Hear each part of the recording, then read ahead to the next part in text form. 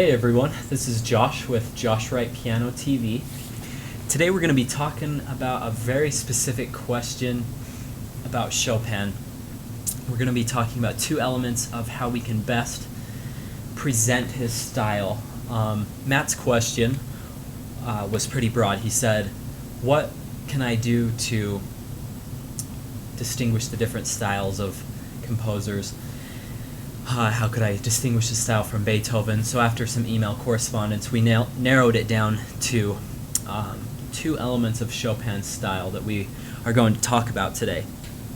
The first is Rubato, and the second is Bel Canto Style. So Rubato is something that has been explored by numerous musicians and something that every player needs to incorporate, especially if they're going to be playing Chopin. In the simplest of terms, rubato can be described as an ebb and flow. If something, it's kind of like the ocean, flowing in, or pushing in and then flowing out. So there's a give and take in time, and also with energy. A lot of people think rubato is just a big timing thing. It plays into where your line leads, like does it swell, do the dynamics swell, and then do they drop off, or rather is it more of just a little bit at a time? What are the dynamics doing? Rubato plays into that, I believe, as well, not just a timing thing. I think it has a lot to do with the whole concept of music. So I'm just going to demonstrate with a Mazurka, a Chopin Mazurka that I'm working on right now. In my opinion, the Mazurkas are the most difficult works to perform by Chopin. Most people may say the etudes are the hardest, but I think the Mazurkas are so much more mature, and because they're peasant dances and they're really reflecting the Polish nationalism, we need to execute them pretty precisely. There's a lot of freedom within them, but that freedom has to be controlled in a sense. So it's kind of a contradicting statement, you know. It's controlled freedom. So anyway, we're gonna just demonstrate right here. So I'm just gonna play the first two lines to demonstrate this. Okay, I'm gonna play completely evenly to begin with.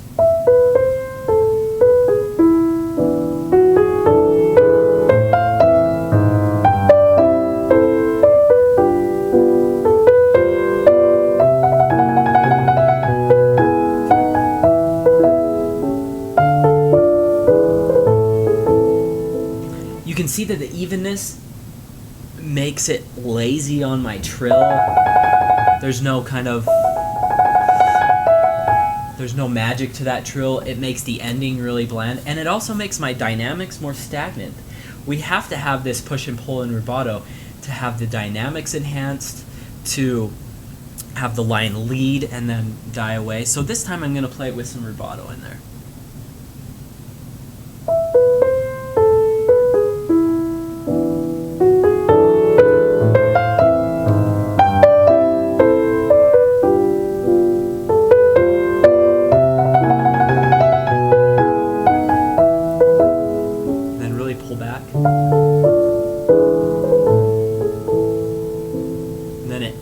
The next line. See, that ending sets up that next line to then flow. And you can see, I'm going to break this down this time. So this first line is kind of pushing and then falling. So it falls there, then it's going to push forward. And this is a climax right here. And then maybe we're going to start less again. Go to there. And that really, it's kind of suspending in the air to there. So one thing that's really hard to do is to determine, well, where am I going to push forward and where am I going to pull back? For the most part, in Chopin, you almost always hold back as you're approaching cadences. It's not always the case. Sometimes you will, for instance, the Polonaise Fantasy ends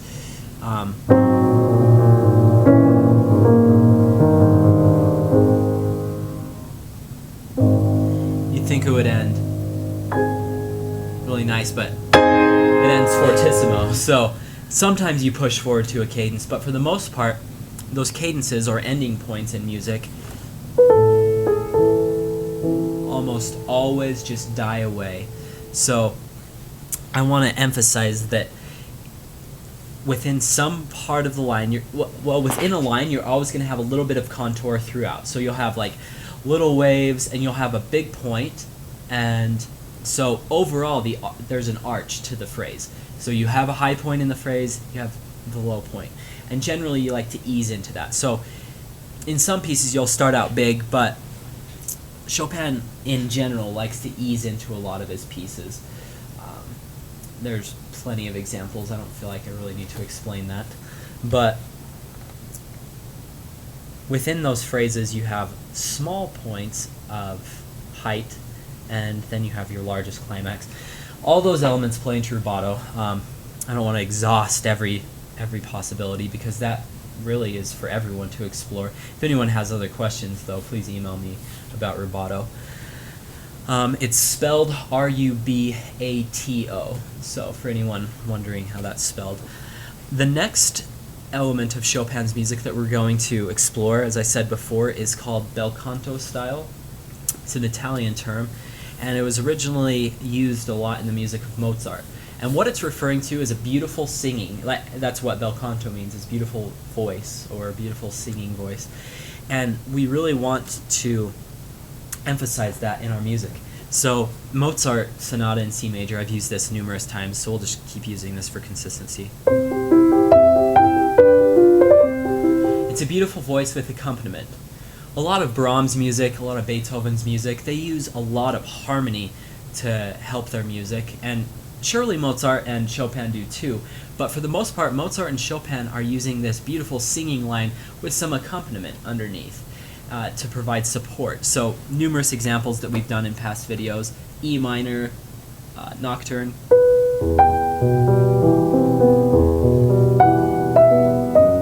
the C sharp minor nocturne,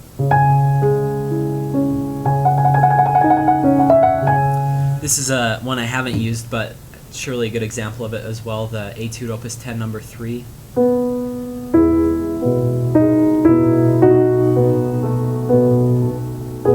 All those singing voices above the melody is something that we are going to incorporate with rubato.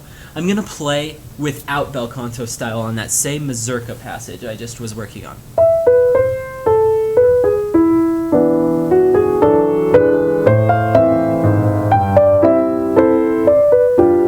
See, it's completely out of balance. We need to have that singing line above.